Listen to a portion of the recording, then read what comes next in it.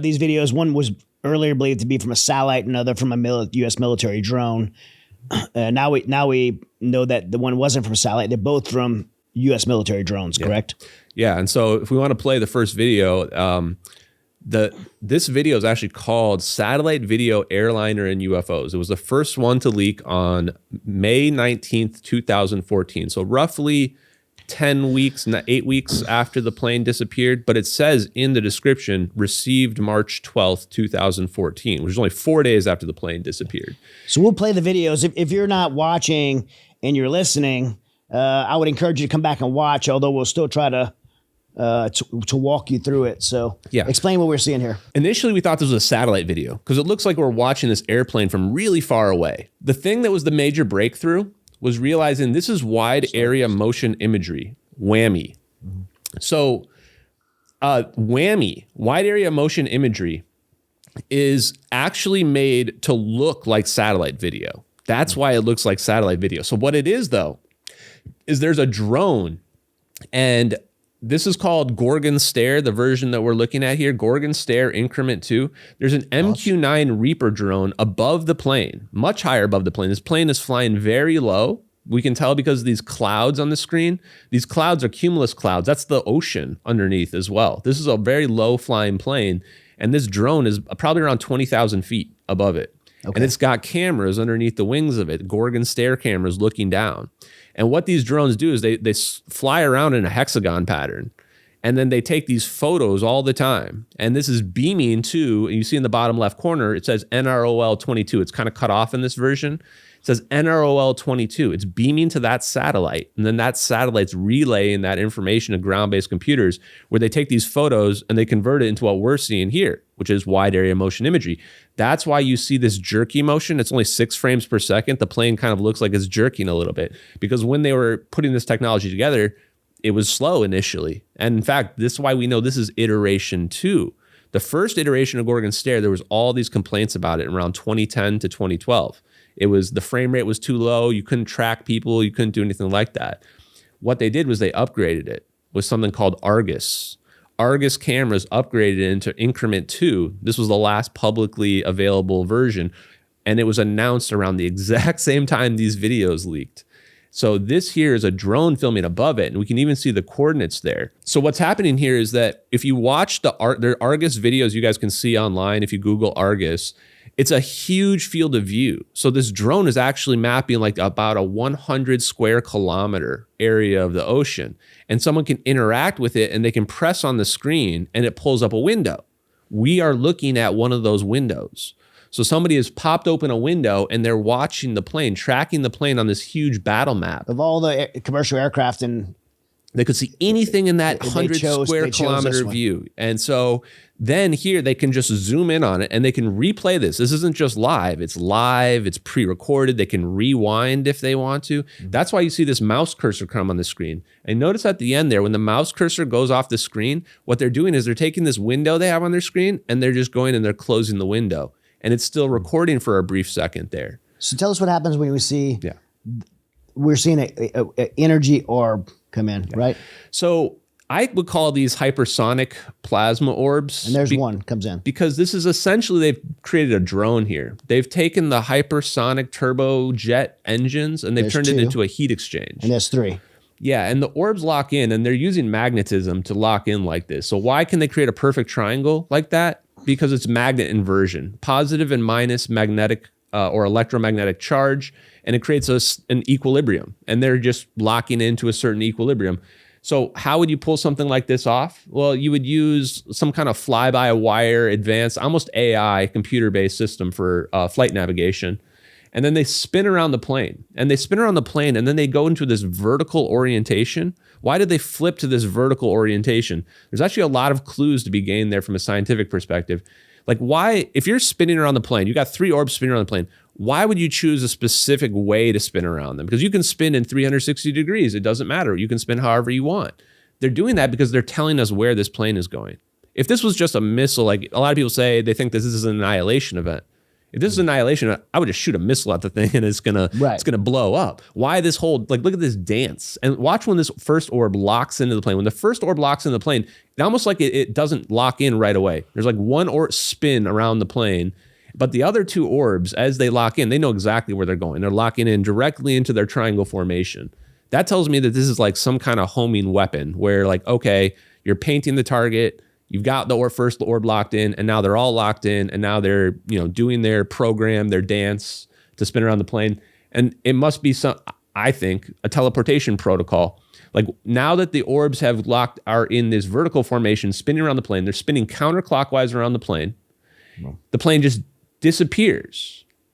Now, this was the thing. Flash. What's the flash? And the flash, there's a flash of light, but that's actually not visible light, as we will find out when we watch the second video.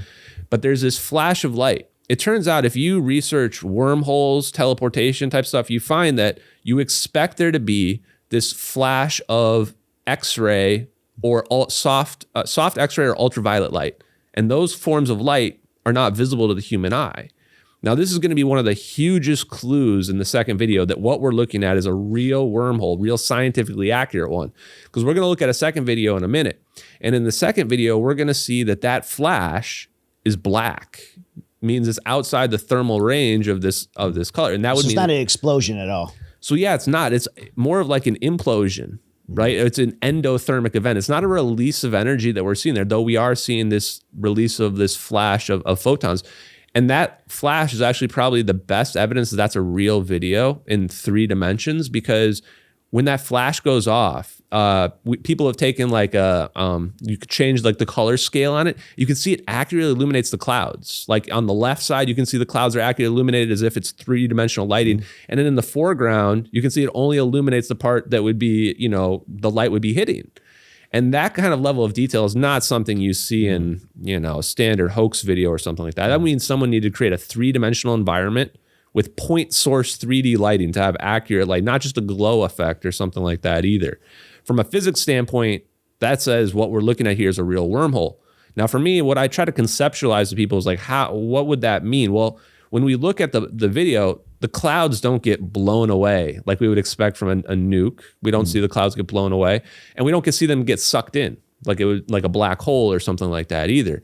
So it's more of just like a mirror. Like if you were to go through a mirror and now you're just on a completely different area of space-time or, on our planet somewhere else. So it's almost just like taking a cutout, like you're in Microsoft Paint and you just cut something out and you stitch it and you move it somewhere else, which is very unnatural to us. Because the orbs disappear as well.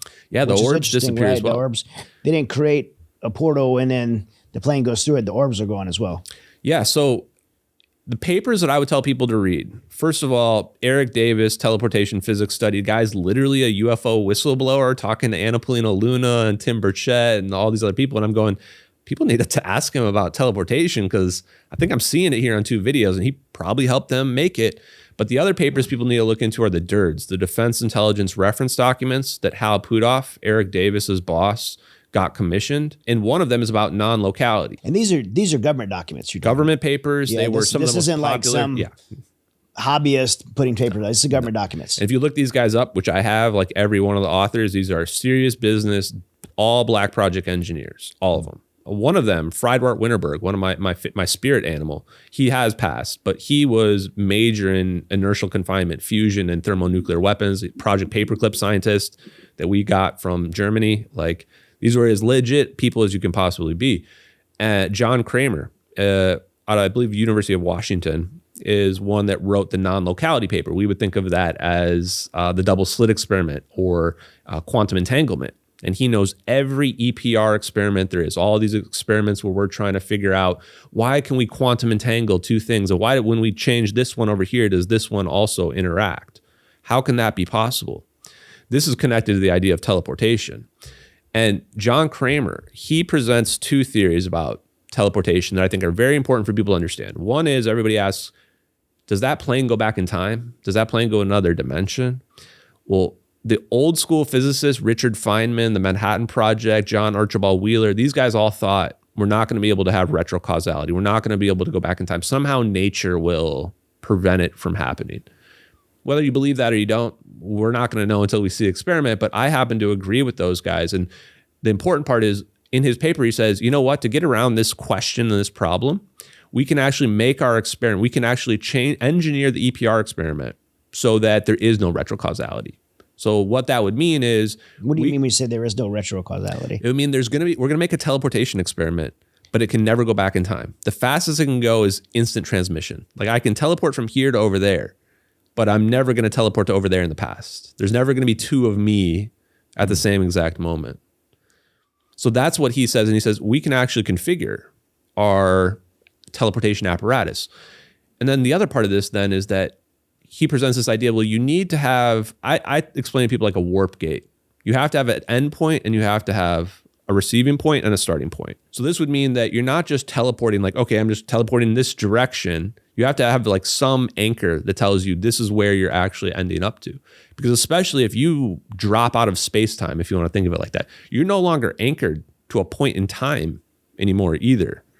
So this is where things temporally start to get weird, and why I think you hear some of the Congress people talking about interdimensional stuff is like, this is what they're talking about. There is an extra dimension and it allows for teleportation, you to blip out over here and you to reappear over here. That's quantum entanglement. But there may be limitations to it. There may be physical mechanisms like we can't go back in time. That might be a possibility. Or if we can, that may imply that there are multiple universes, maybe infinite dimensions from that perspective.